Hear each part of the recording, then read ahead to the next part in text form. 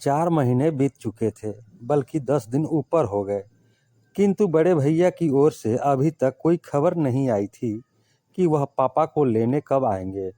यह कोई पहली बार नहीं था कि बड़े भैया ने ऐसा किया हो। हर बार उनका ऐसा ही रवैया रहता है। जब भी पापा को रखने की उनकी बारी आती है, वह समस्याओं से गुजरने लगते हैं। कभी भाभी की तबीयत खराब हो जाती है, कभी ऑफिस का काम बढ़ जाता है और उनकी छुट्टी कैंसिल हो जाती है। विवश होकर मुझे ही पापा को छोड़ने मुंबई जाना पड़ता है।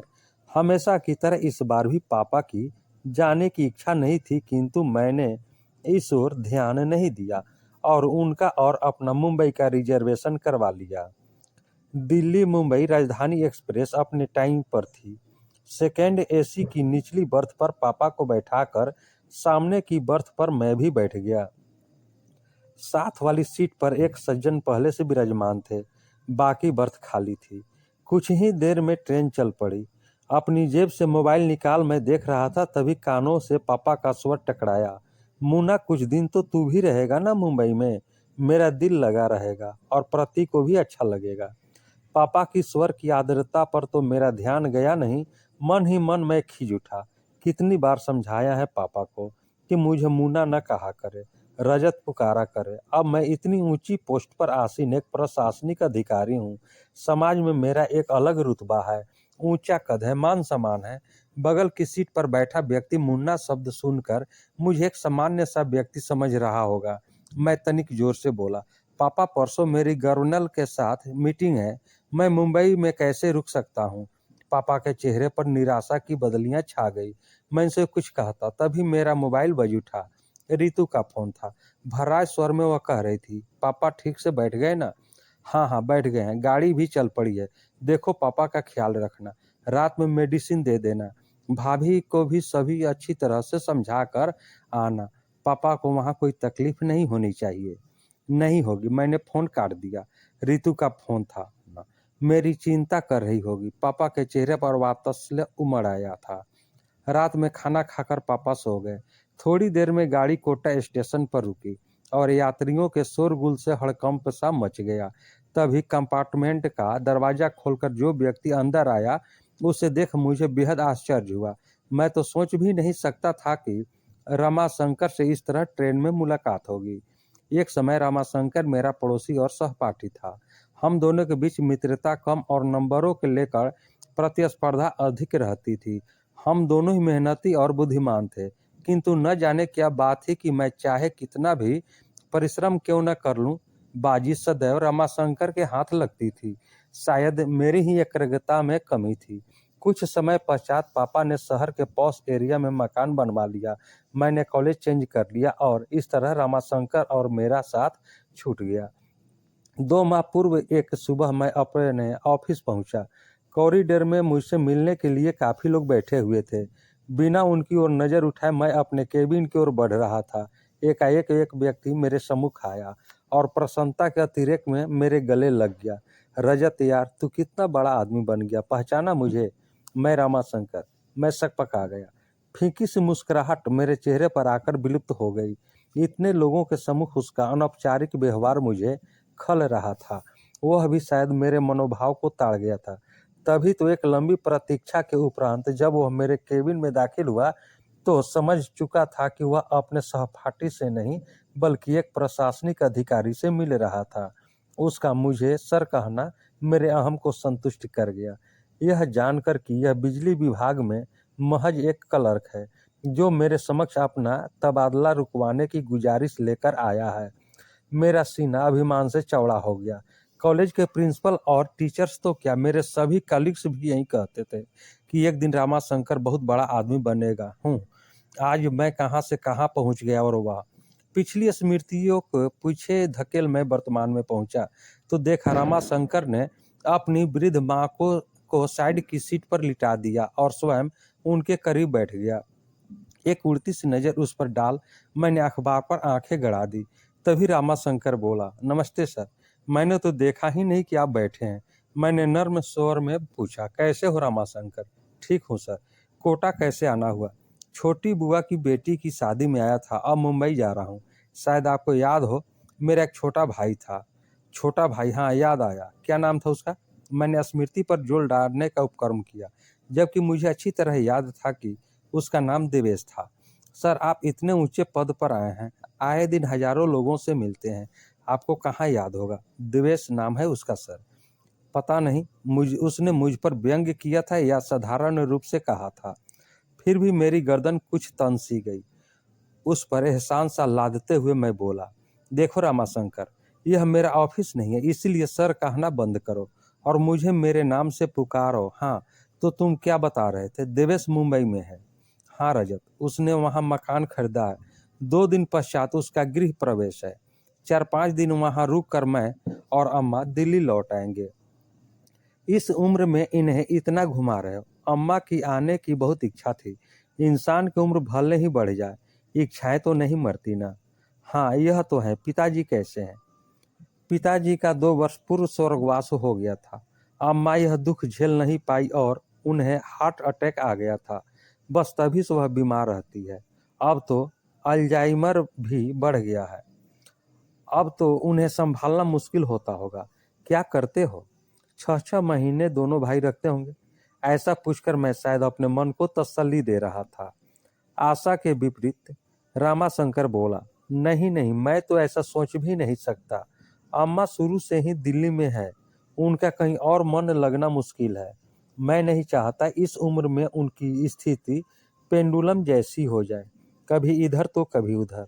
कितनी पीड़ा होगी उन्हें यह देख कर कि पिताजी के जाते ही उनका कोई घर नहीं रहा, वह हम पर बोझ है। मैं मुस्कुराया। रामाशंकर, इंसान को थोड़ा व्यवहारिक भी होना चाहिए। जीवन में सिर्फ भावुकता से काम नहीं चलता है। अक्सर इंसान दायित्व उठाते उठाते थक जाता है और तब ये विचार मन को उद्वेलित करने लगते हैं कि अकेले हम ही क्यों माँ बाप की सेवा करें, दूसरा क्यों न करे। पता नहीं रजत, मैं जरा पुराने विचारों का इंसान हूँ। मेरा तो यह मानना है कि हर इंसान की करनी उसके साथ है। कोई भी काम मुश्किल तभी लगता है जब उसे बोझ समझकर किया जाए। माँ बाप क्या कभी अपने बच्चों को बोझ समझते हैं? आधे अधूरे कर्तव्यों में कभी आस्था नहीं होती रजत, मात्र औपचारिकता होती है। और सबसे बड़ी बात, जाने अनजाने हमारे कर्म ही तो संस्कार बनकर हमारे बच्चों के द्वारा हमारे सम्मुख आते हैं।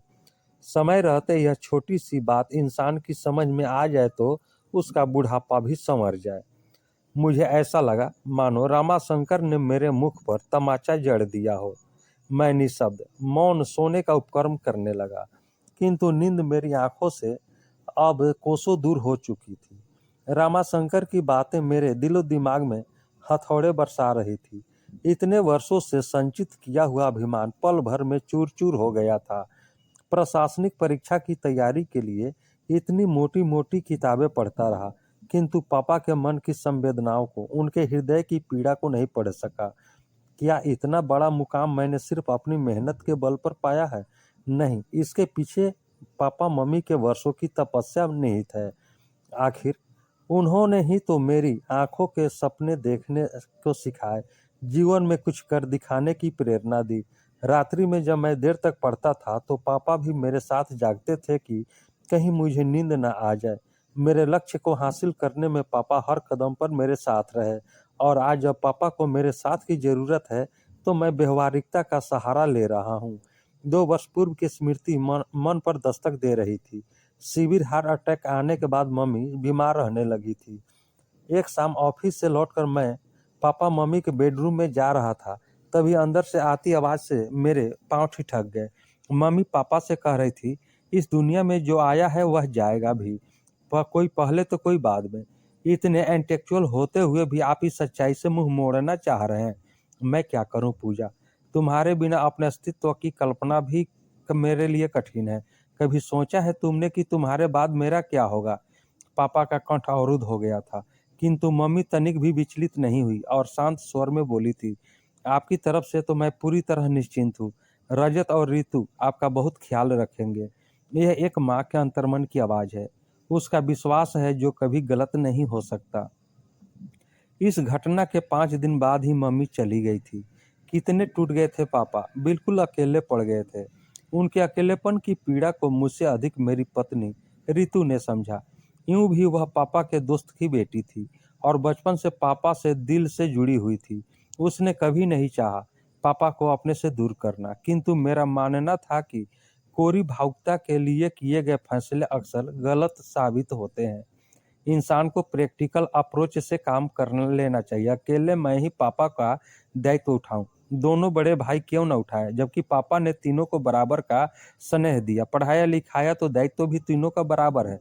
6 माह बाद मम्मी की बरसी पर यह जानते हुए भी कि दोनों बड़े भाई पापा को अपने साथ रखना नहीं चाहते, मैंने यह फैसला किया था कि हम तीनों बेटे 4-4 माह पापा को रखेंगे।